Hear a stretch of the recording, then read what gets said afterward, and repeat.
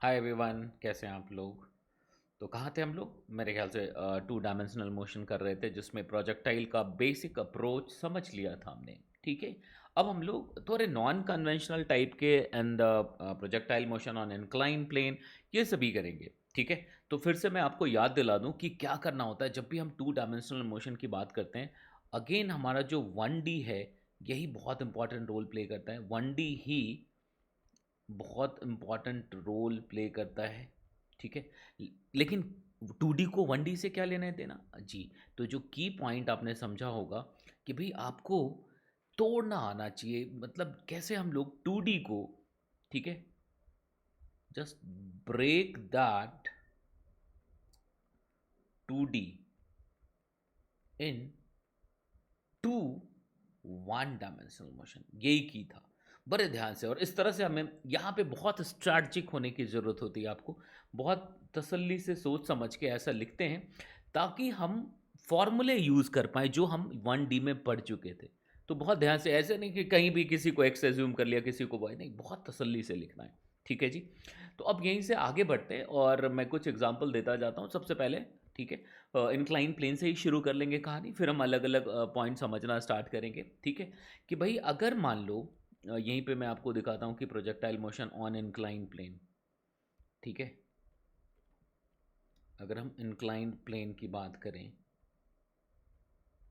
तो क्या हो सकता है। तो देखो, इसमें अलग अलग बुक में अलग अलग तरीके से लिखा होगा, तरीका अलग होगा, बट मेथड वही होगा, सब कुछ वही होगा। ठीक है जी। एंगल कहीं पे ऊपर से लिखा होगा, कहीं नीचे से पूरा एंगल लिखा होगा, तो वो अलग बात होगी।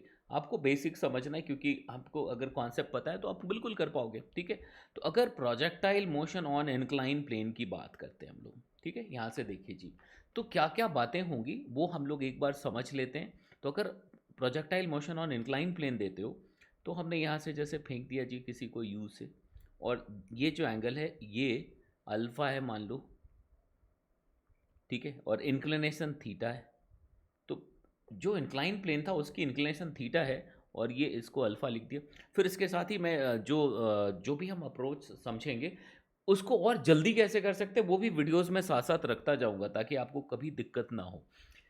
तो देखो, एक जो एकदम ट्रुथ है वो क्या है कि भाई जी जो है वो डाउनवर्ड डायरेक्शन में लग रहा होगा, जो जी है वो वर्टिकली डाउनवर्ड लग रहा होगा। तो अगर इसके मोशन की बात करें तो ये कुछ ऐसा हो जाएगा जी। ये तो भाई यहाँ से यहाँ तक पहुँचने में जो टाइम लग गया, मतलब जितना टाइम तुम्हारा प्रोजेक्टाइल एयर में रहा, वही टाइम ऑफ फ्लाइट होगा। तुम्हारा जो सबसे पहला इंटरेस्ट होगा वो होगा कि हम टाइम ऑफ फ्लाइट कैलकुलेट कर लें। टाइम ऑफ फ्लाइट कैलकुलेट करें। ठीक है। तो टाइम ऑफ फ्लाइट कैसे कैलकुलेट करेंगे वो देख लेंगे आप। जब टाइम ऑफ फ्लाइट एक बार मिल गया तो हम ये रेंज की बात करेंगे कि हम यहाँ से रेंज भी कैलकुलेट कर पाएँ ऑन द इंक्लाइन प्लेन। तो ये हमारा रेंज हो गया। तो फिर हम अब इसको हॉरिजॉन्टल ना लिखते हुए range on the incline surface लिख सकते हैं हम। Range on the incline surface, ऐसा लिख सकते हो। ठीक है। जिसको हम यहाँ पे इसको टी लिख दें, और इसको आर, इसके बहुत सारे शॉर्टकट्स भी होते हैं, लेकिन पहले हमें ध्यान से समझना है कि तरीका क्या यूज़ करना है, क्योंकि जेई एडवांस हमेशा कुछ नया करके देता है। तो आपने अगर कुछ फिक्स तरीके से चीज़ों को रट रखा है तो कहानियाँ मुश्किल होंगी आपके लिए। ठीक है। तो अब अगर हम देखें यहाँ से, तो फिर से हमारे पास टू डायमेंशनल के लिए कोई फॉर्मूला डायरेक्टली नहीं है, और जो हमने प्रोजेक्टाइल में लिखा वो भी हम डायरेक्टली यूज़ नहीं कर सकते। तो हम इसको 1D में कन्वर्ट करेंगे। ठीक है। और ऐसा करेंगे कि भी हमें सब कुछ पता हो, ताकि हम इक्वेशंस यूज़ कर पाएँ। अब देखो कि भाई अगर हमने इसको यू से फेंका है इधर, अगर हमने इसको यू से फेंक दिया है और ये एंगल हमने अल्फ़ा रखा हुआ है, तो मान लो ये इस पॉइंट पे हिट करता है।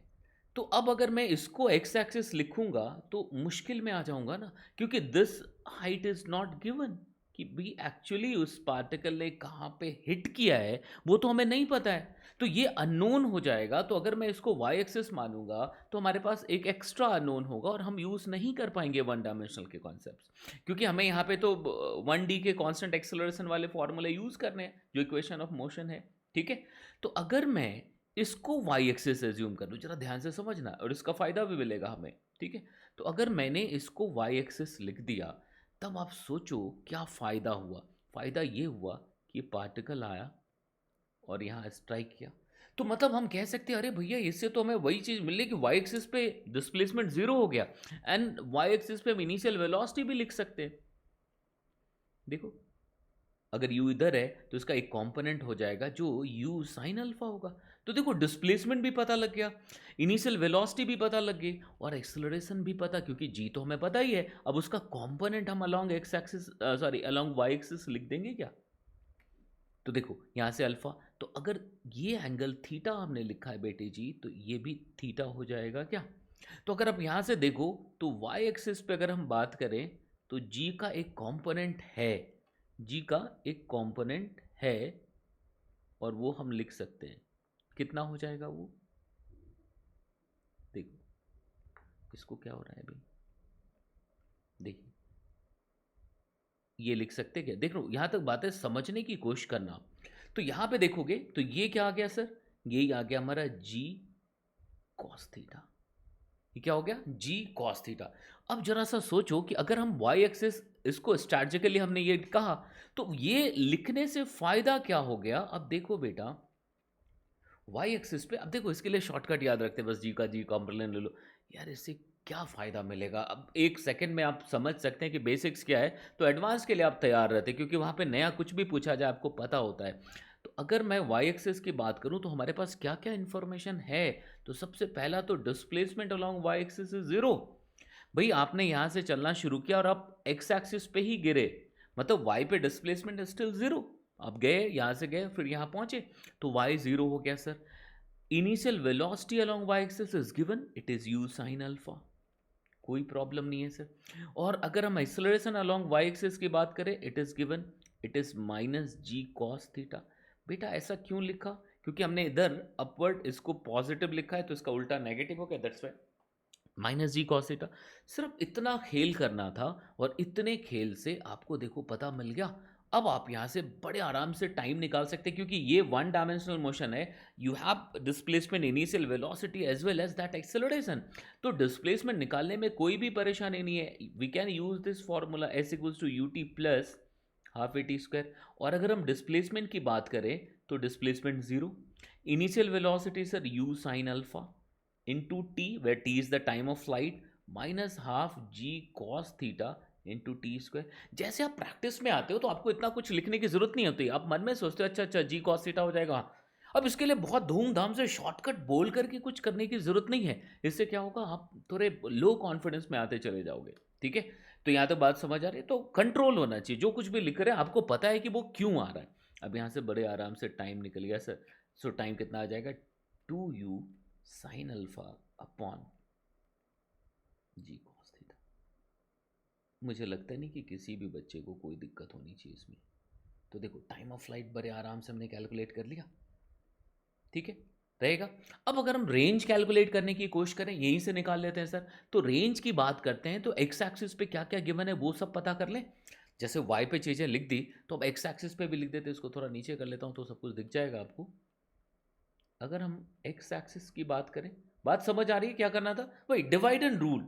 की पॉइंट क्या है, डिवाइड एंड रूल। आप पहले उसको 2D को दो 1D में डिवाइड कर दीजिए, और वही सारे कॉन्सेप्ट जो वन डायमेंशनल मोशन में पढ़ा है आप उसका इस्तेमाल करते रहिए। तो एक्स एक्सिस पे अगर देखेंगे तो क्या क्या गिवन है इन्फॉर्मेशन के नाम पे सर। अगर इन्फॉर्मेशन के नाम पे बात करें तो we have initial velocity. X axis पे देखो u साइन अल्फा, तो ये क्या हो जाएगा u कॉस अल्फा।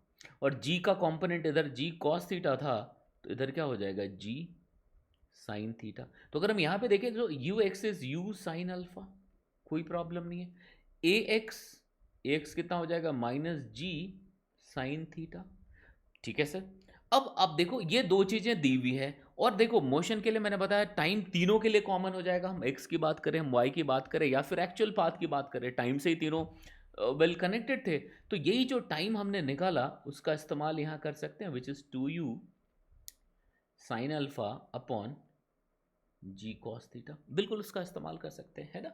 तो यहाँ से अब देखो रेंज निकालने के लिए हम बड़े आराम से यूज़ कर सकते हैं। अच्छा अच्छा इस तरफ आ रहे हैं, मतलब हम लिख देंगे एक्स एक्सिस पे, तो हम फिर से रेंज लिखना चाहते हैं तो that range can B you x into time minus, मतलब बाद में माइनस अपने आप आएगा, हाफ ए एक्स इंटू टी स्क्वायर। इसके बाद मैं इसका सिंपल मेथड भी बताऊंगा, बहुत सिंपल मेथड कि किस तरह से आप इसको लिख सकते हैं बड़े आराम से। बट अभी हम लोग क्या था कि एक स्टैंडर्ड तरीके से कि क्या अप्रोच होना चाहिए वो मैं अब आपको बताने की कोशिश कर रहा था। तो देखो किस तरह से लिखेंगे, पता लग गया। अब यू एक्स आपके पास है, टी है, अब सब आपके पास सब कुछ पता है, तो यहाँ से कोई दिक्कत ही नहीं है। तो इसको आप लिख सकते हैं 2u², ये मैं डायरेक्टली लिख देता हूँ, आप इसको सारे इसके वैल्यूज पुट कर देंगे तो आपको मिल जाएगा sine alpha into cos theta plus alpha. ठीक है, मुझे नहीं लगता कि यहां तक कोई दिक्कत होनी चाहिए सर। ये ये रेंज आ गया, ये याद रखना है सर आपको, ये वैल्यू याद रखनी है। लेकिन अभी इसके बाद में बताऊंगा कि याद नहीं रहा तो इतना लंबा चौड़ा इक्वेशन तो सॉल्व नहीं करेंगे। मैंने तो डायरेक्ट लिख दिया, क्यों लिखा कैसे लिखा वो भी मैं भी बता दूंगा। तरीका क्या होगा कि जिससे हम बड़ी आसानी से यहाँ तक पहुँच जाएंगे। लेकिन मुझे नहीं लगता कि यहाँ तक किसी भी बच्चे को कोई प्रॉब्लम होनी चाहिए। तो अगर इंक्लाइन प्लेन पे रेंज लिखना हो तो दिस इज द फॉर्मूला। लेकिन इस बात का ख्याल रखिएगा कि यही थीटा हो यही अल्फा हो, कई दफ़ा क्या होता है ये पूरा एंगल गिवन होता है, कई दफ़ा क्या होता है यहाँ से, तो उसके अकॉर्डिंगली आप इसको इम्प्रोवाइज करते चले जाएंगे, अकॉर्डिंगली आप इसको इम्प्रोवाइज करते जाएंगे।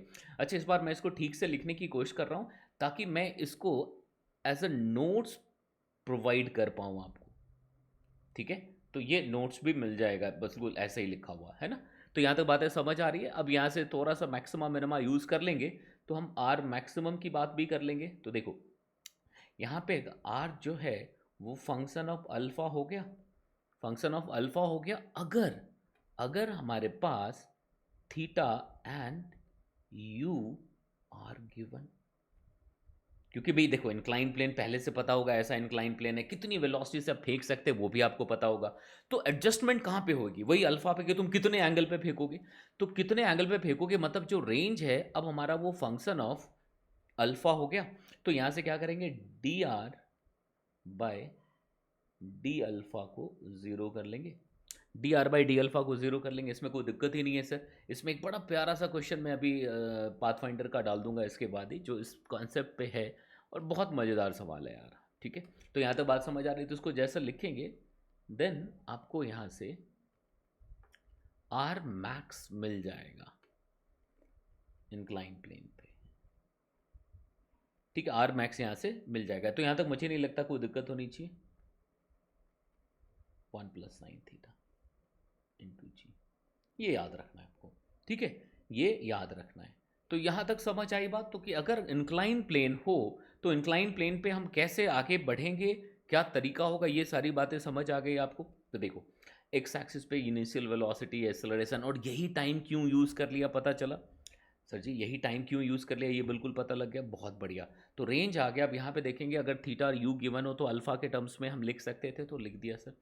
समझ आई बात। तो क्या लिखना था कैसे लिखना था पता लग गया, बहुत बढ़िया। अब यहाँ से देखो कुछ अलग अलग तरीके की चीज़ें होंगी, अब हम उसको कैसे सॉल्व करेंगे। अब जैसे मान लो एक ये सवाल आ गया,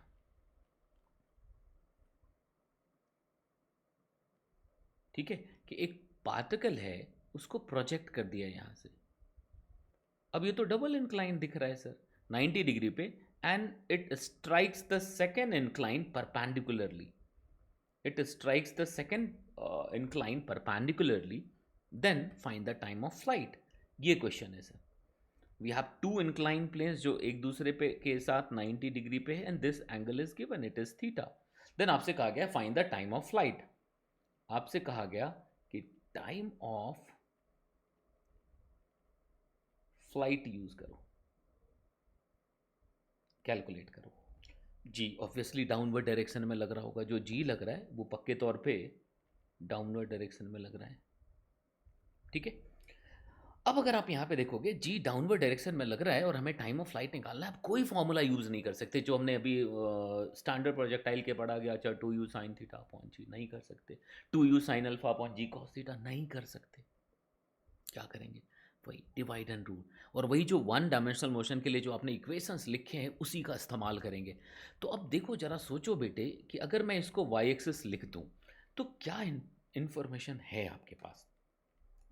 initial velocity along Y axis is U, acceleration along Y axis is also given, क्योंकि अगर ये जी है वो तो डाउनवर्ड लगेगा, अगर ये थीटा है तो ये 90 माइनस थीटा, तो बेटा ये भी थीटा हो गया क्या, तो वाई एक्सिस पे देखो ऑपोजिट डायरेक्शन में जी कॉस थीटा, तो ए वाई को मैं माइनस जी कॉस थीटा लिख दूँ तो कोई परेशानी है क्या, नो।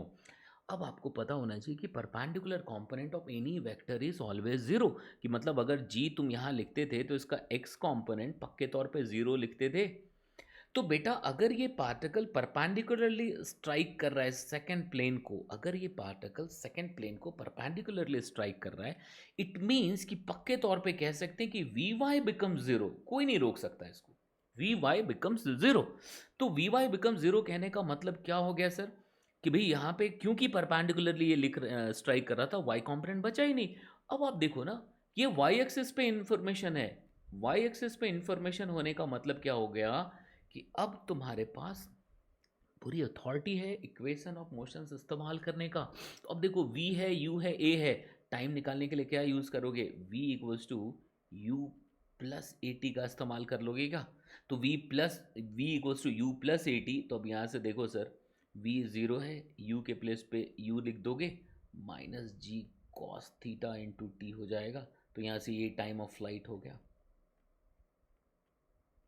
बस बड़े आराम से। तो हमें फंडामेंटल्स, हमें अप्रोच समझते जाना पड़ेगा, तब कहानी बनती चली जाएगी बॉस, ठीक है। यहाँ तक बात समझ आ रही है, कोई दिक्कत होनी नहीं चाहिए। अब अगर हम आगे बढ़ें फिर कुछ इसमें कि मान लो कुछ भी हो सकता है। अब जैसे मान लो कि आपसे ये पूछ दिया जी कि भाई एक फिर से दे दिया ऐसा कि एक किसी हाइट से प्रोजेक्टाइल को फेंक दिया है, ठीक है, किसी हाइट से किसी एक प्रोजेक्टाइल को फेंका है यू से,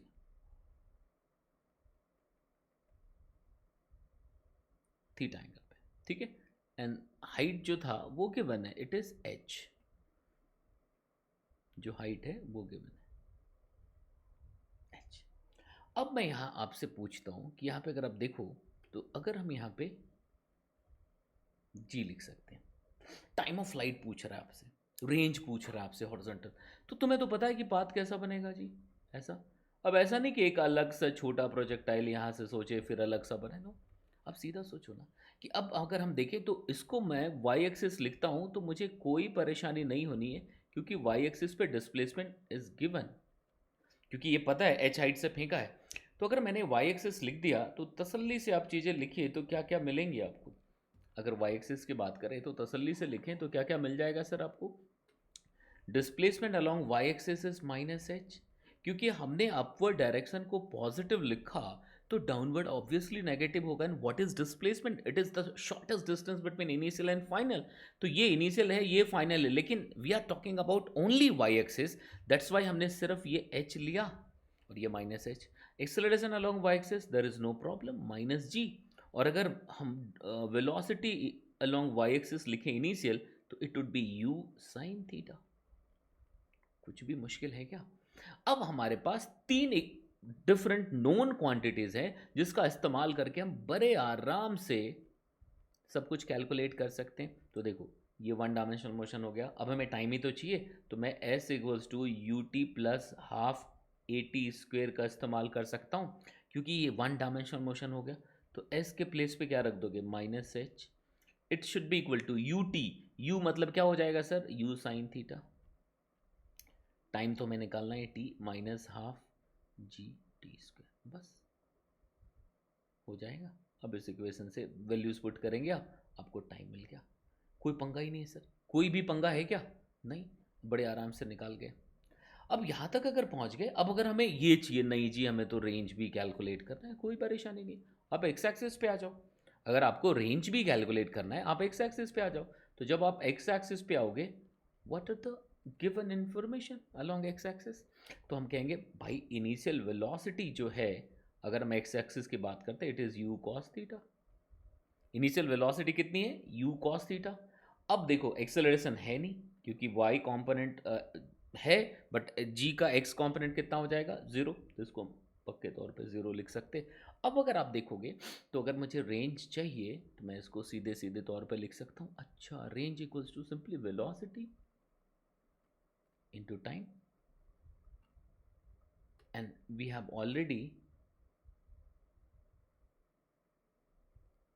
found this time, तो कोई दिक्कत ही नहीं। तो देखो रेंज और ये, तो कुछ भी इस तरह का भी प्रोजेक्टाइल आता है तो कोई पंगा होना नहीं चाहिए। अब आपको एक ख्याल आएगा कि हाफ प्रोजेक्टाइल हम लोग अलग से लिखते हैं। अब आप कहेंगे नहीं कोई पंगा ही नहीं, हाफ प्रोजेक्टाइल हम खुद से तुरंत ही कर सकते हैं सर, कैसे कर लेंगे? तो देखिए भी कि अगर हम हाफ प्रोजेक्टाइल की बात करते हैं तो कुछ भी नहीं है। फिर इसके बाद मैं एक पाथफाइंडर का बड़ा प्यारा सा प्रॉब्लम अपलोड कर दूंगा, ठीक है। फिर एक अलग सा वीडियो होगा हाफ एन आवर का जिसमें डिफरेंट क्वेश्चन सॉल्व कर रहे होंगे, तो आपका एक अप्रोच डेवलप हो जाएगा, ठीक है। अब देखो यहाँ पे देखेंगे अगर हम हाफ प्रोजेक्टाइल मोशन की बात करें तो देखो एच हाइट और यहाँ से हमने प्रोजेक्ट कर दिया किसी को, इसी को हाफ प्रोजेक्टाइल। अब तुरंत तुम सेकंड्स में सॉल्व करोगे। अब तुम यहाँ से तुरंत कह सकते कि इसमें कुछ अलग करने की तो ज़रूरत ही नहीं है, ये ऐसा गया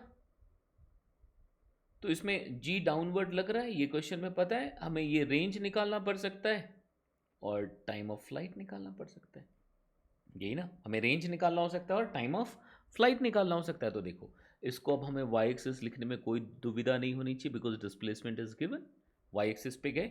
तो अगर मैं अब देखो सब कुछ डाउनवर्ड है तो अपवर्ड कुछ लिखने की जरूरत ही नहीं है, तो हमने क्या किया डाउनवर्ड को ही पॉजिटिव मान लेते हैं, कोई पंगा ही नहीं है सर। पॉजिटिव नेगेटिव दो चीज़ें तो तब लिखते हैं जब दो ऑपोजिट डायरेक्शन को हमें अलग अलग दिखाना हो। तो वाई एक्सिस पे अगर इनिशियल वेलोसिटी देखे जीरो है सर, बिकॉज वेलोसिटी हमने एक्स पे दी है तो इसका वाई कॉम्पोनेंट क्या होगा, पक्के तौर पे जीरो होगा। तो वाई कॉम्पोनेंट जीरो हो गया इसलिए हमने इनिशियल वेलोसिटी जीरो लिख दी। ए वाई को अब प्लस जी लिखने में कोई पंगा नहीं है क्योंकि अपवर्ड कुछ है नहीं, तो दो ऑपोजिट चीज़ें हैं नहीं तो हमें प्लस माइनस के पंगे में क्यों ही जाना। तो डिस्प्लेसमेंट को हम एच लिख सकते, इसका मतलब हमने डाउनवर्ड डायरेक्शन को पॉजिटिव एज्यूम कर लिया। तो देखो अगर नेगेटिव भी लिखते कोई पंगा नहीं था, ये भी माइनस ये भी माइनस तो बात बराबर ही होनी थी, ठीक है। अब अगर आप देखोगे sir initial velocity acceleration and displacement, time निकल जाएगा, फिर से हम वही इस्तेमाल करेंगे s equals to u t plus half a t square. अब अगर आप यहाँ पे देखोगे सर तो एस कितना है एच, यू कितना है ज़ीरो, तो ये ज़ीरो पूरा ही ज़ीरो हो गया plus half g T square, time कितना हो गया 2h/g, दैट्स ऑल। और एक बार टाइम ऑफ फ्लाइट आपको मिल गया तो कोई प्रॉब्लम नहीं है, एक बार आपको टाइम ऑफ फ्लाइट मिल गया फिर तो कुछ मुश्किल ही नहीं है ना। टाइम ऑफ फ्लाइट मिल गया बड़े आराम से लिख सकते हो, ओके टाइम ऑफ फ्लाइट मिल गया तो हम रेंज कैलकुलेट कर लेंगे, हम एक्स एक्सिस पे आ जाएंगे और अगर हम एक्स एक्सिस पे पहुंचेंगे तो हमें क्या दिखेगा सर, अच्छा initial velocity along X axis is u, component break करने की जरूरत ही नहीं, वो ऑलरेडी एक्स एक्सिस पे गिवन है, और acceleration along X axis is zero और टाइम ऑलरेडी हमने कैलकुलेट कर लिया हुआ है विच इज़ 2h/g। तो अब बेटा यहाँ पे अगर हमें डिस्प्लेसमेंट चाहिए तो मुझे लगता नहीं कि कोई आपको रोक सकता है, बड़े आराम से कर सकते हो क्या इसको। देखो दिस रेंज, अच्छा दिख नहीं रहा है, range can be written as velocity along X which is u into time 2h/g, ठीक है। तो ये हाफ प्रोजेक्टाइल का खेल हो गया। अब यहाँ से यहाँ तक बातें समझ आ रही है तो कोई दिक्कत है नहीं किसी को, कैसे हमें इंक्लाइन पे जाना है किस तरह से लिखना है वो सब कुछ समझ आ गया।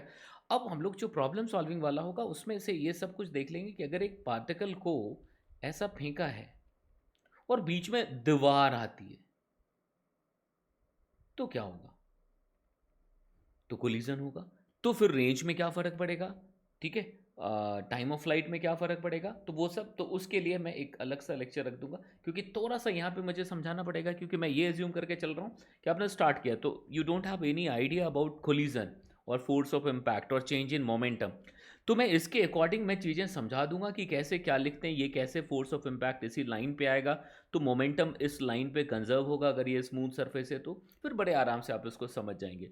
शॉर्टकट बड़ा आसान होता है कि इसका बस मिरर इमेज होगा if the collision is perfectly elastic, ठीक है। तो ये सभी बातें मैं आपको सिखा दूंगा अलग से वीडियो में, बट मेरे ख्याल से आपने प्रोजेक्टाइल मोशन का जो बेसिक अप्रोच है वो समझ लिया। अब बहुत जल्दी इस पर आज ही कोशिश करूँगा कि एक प्रॉब्लम सॉल्विंग वाला एक लेक्चर डाल दूँ ताकि आप क्वेश्चंस कर पाओ, ठीक है। और टाइमिंग का याद रखना कि ट्यूसडे थर्सडे एंड सैटरडे 3 दिन आपको इसके लेक्चर्स मिला करेंगे और एक ही दिन में दोनों चीज़ें हो जाया करेंगी, मतलब lectures as well as problem, ठीक है। और मैं पूरी कोशिश कर रहा हूँ कि इसका जो ये पार्ट है ये एज अ नोट्स आपके साथ आपके डिस्क्रिप्शन बॉक्स में हो। ठीक है, चलिए तो फिर मिलते हैं आपसे। Okay, bye, take care.